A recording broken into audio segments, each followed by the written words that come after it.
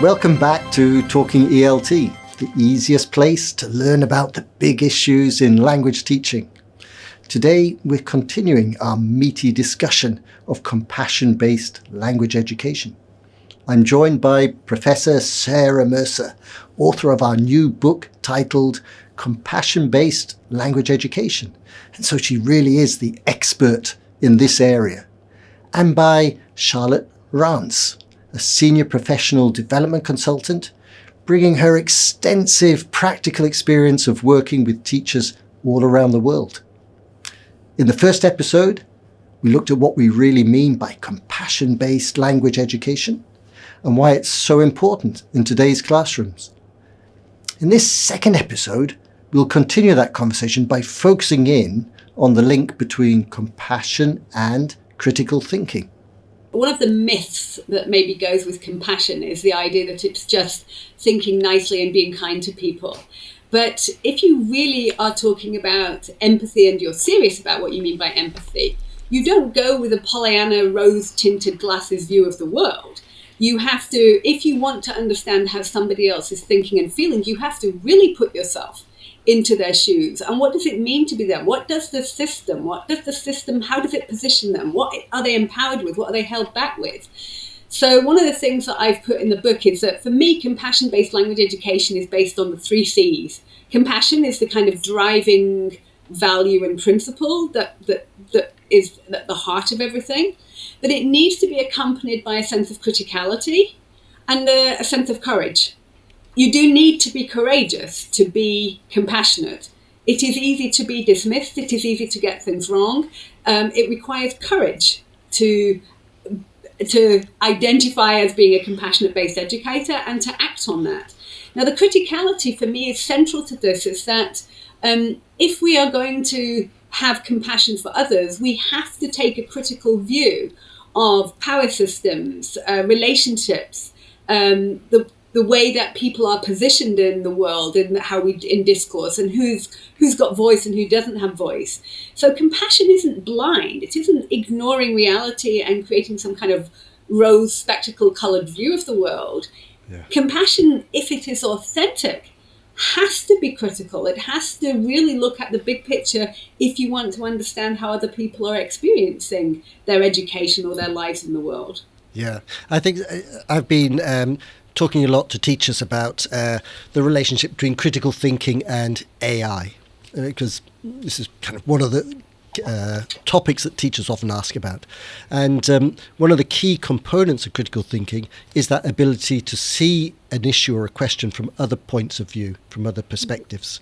And so that feels to me like there's a bit of a Venn diagram there with critical thinking and compassion, that ability to see things from other people's points of view. So I can see that connection. And that's something that you can start to learn from a very young age as well. I mean, you mentioned your 3-year-old grandchild. I have a 3-year-old niece, and you can see, as she's starting to develop her understanding of the world around her, as she becomes less centralized in her thinking, she becomes more curious. And I think curiosity is a very key. I mean, it's not in those 3 C's of compassion, but I think you need a little bit of it to be able to be compassionate, to start to see things from that other perspective as well. And we can bring that out in the classroom, even with our young learners. We can start to think about different ways and what things mean to different people as well. I think there's we kind of need to look a bit about why this is such an important topic at this time. And I feel one of those factors is the way that our digital universes are full of echo chambers, filter bubbles, which are making us live in worlds where we don't hear other points of view. And to see others as being completely incomprehensible in some way and dangerous in some way. And so I think that gives an added reason for having to push people to think beyond their own perspectives.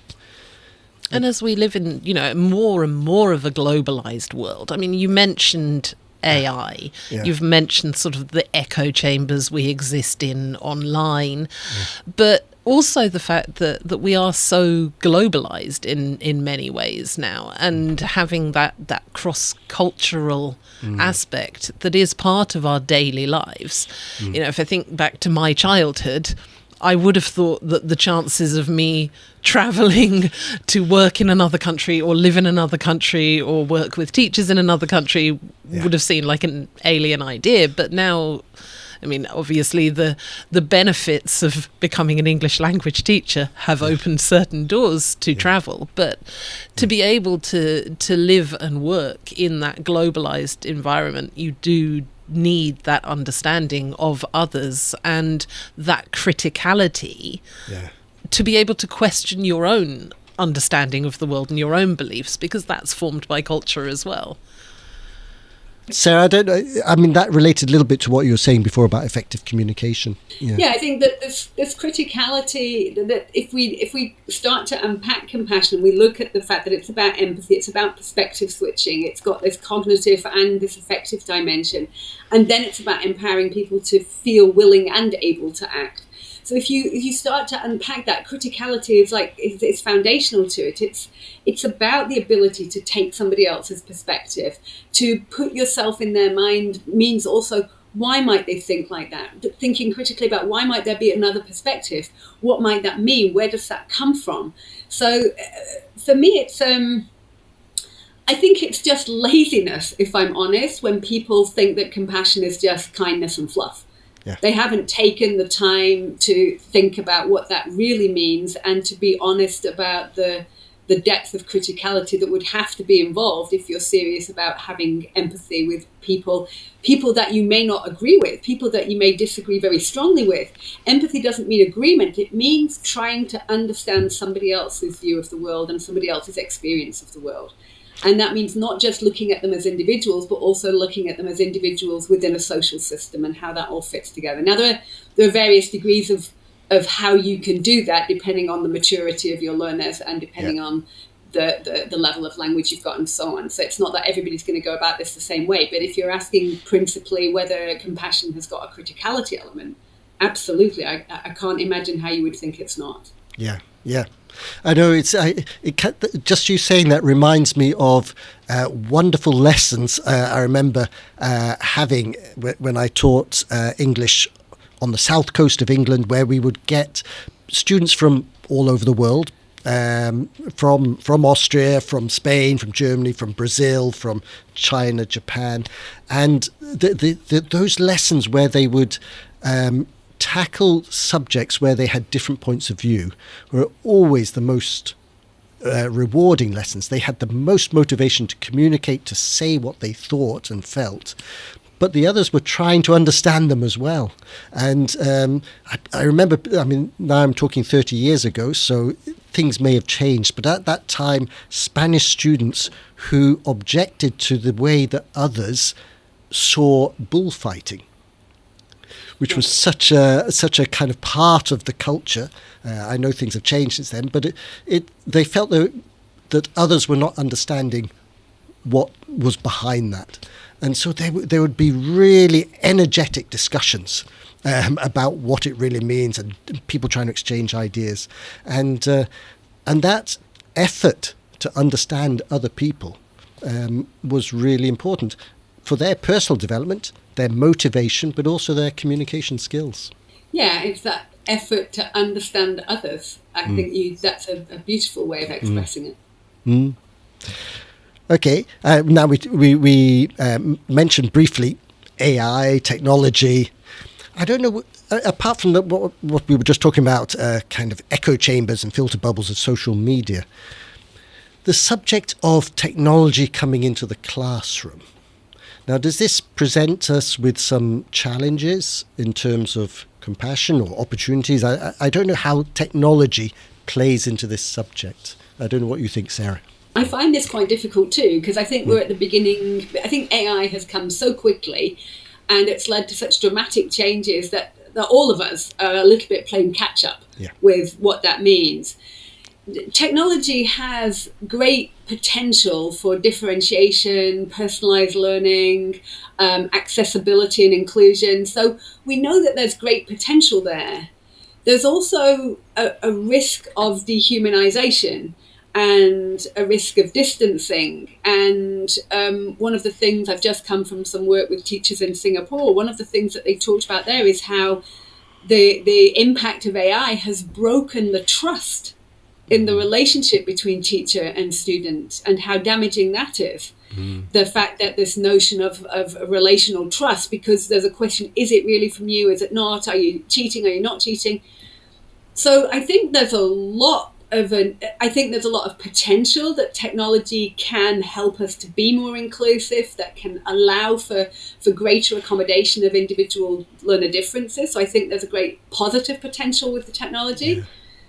But there are problems in finding our way in working with it at the moment, and it's new. And so we have to be patient and compassionate with ourselves and give ourselves time. But there are problems to be ironed out in how we work with it to make sure that it doesn't depersonalize, that it doesn't distance and create distance, but also that it doesn't create an atmosphere of distrust. Yep.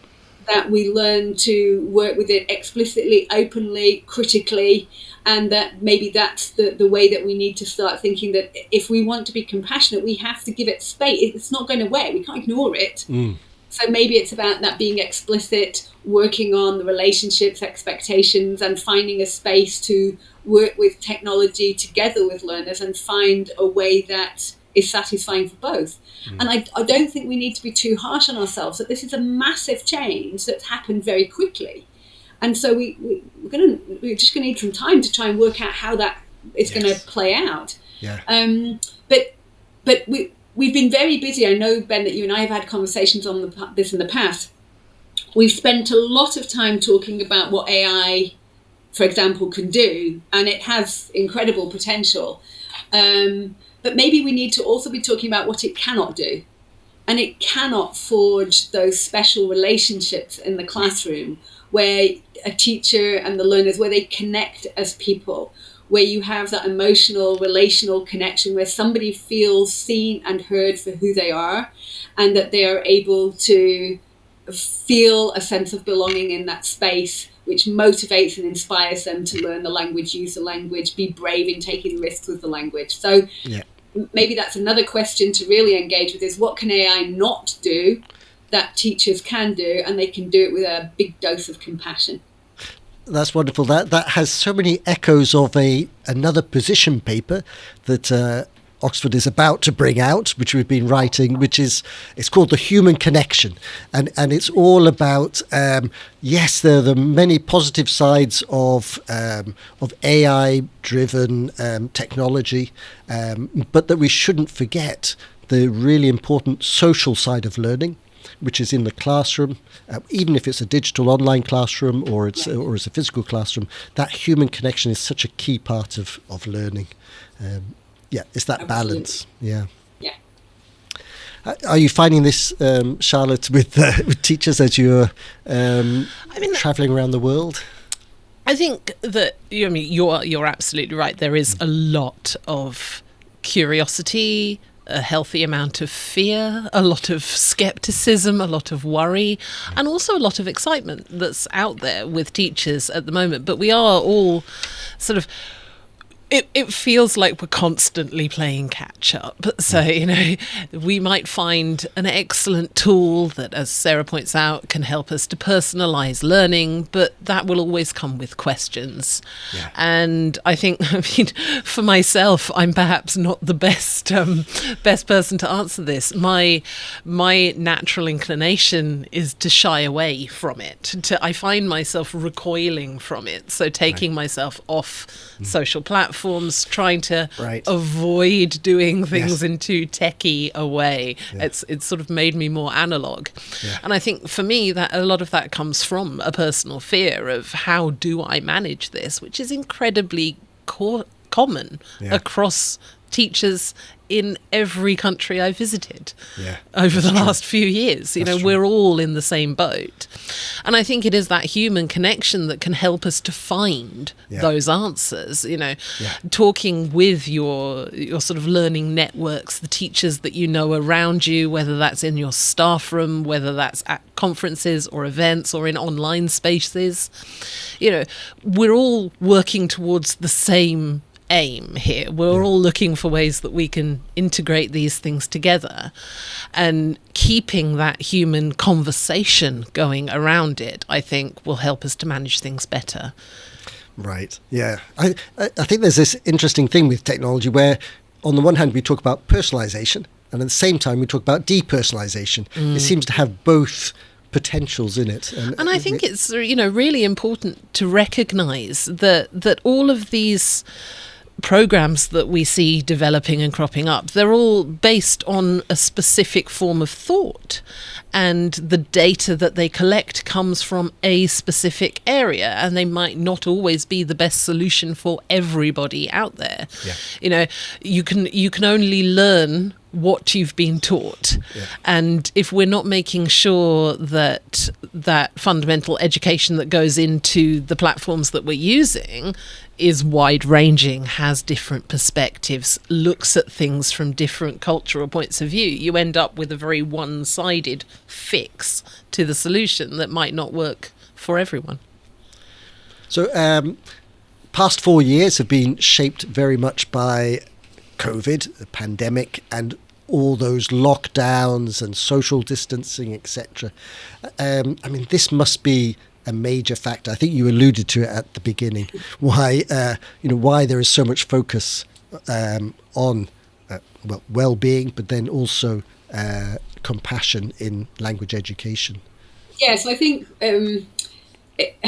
like I say, this book started in 2019, and then it was the COVID years, and things slowed down, and everybody was busy with trying to do other things. But what the COVID years did for me personally, and I think for others, was highlighted just how important that social connection is, just how fundamental the social emotional dimensions of learning are. And when everything's cut down to the basics, you don't worry about the tenses. You don't worry about what you're trying to teach them. You worry about that human connection, that they feel like they're being seen, that they're connected, that they're engaged, that they're talking to you, that they're seen, that they're feeling looked after. You don't care if they've got the tenses wrong, if they've got the vocab wrong, if they've got the word order wrong, because your priorities dramatically and clearly shift. It's about what really matters in the end. When everything is down to the wire, what is it that matters? It's humanity, it's human connection, it's social relationships, it's our emotional well-being, it's how we relate to one another in the world. And I think that for me, probably those 2 years, the 2 COVID years, were actually very important for this book, because it brought into focus for me very sharply just how important this was to me, that this lens on language teaching can help us think very explicitly about our priorities. It's not a lens that everybody's going to relate to. It's nothing in education is ever like that. But for me, it sort of sharpened in focus all the things that really matter to me as a language educator.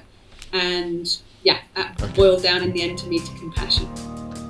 Thanks for listening to this episode of Talking ELT, the easiest place to learn about the big issues in language teaching. Tune in again next week when we will look more closely at another aspect of compassion-based language education. Don't forget to like and subscribe if you want to learn more about this issue and others like it. To find out more about Sarah's book on compassion-based language education, see the link in the episode description.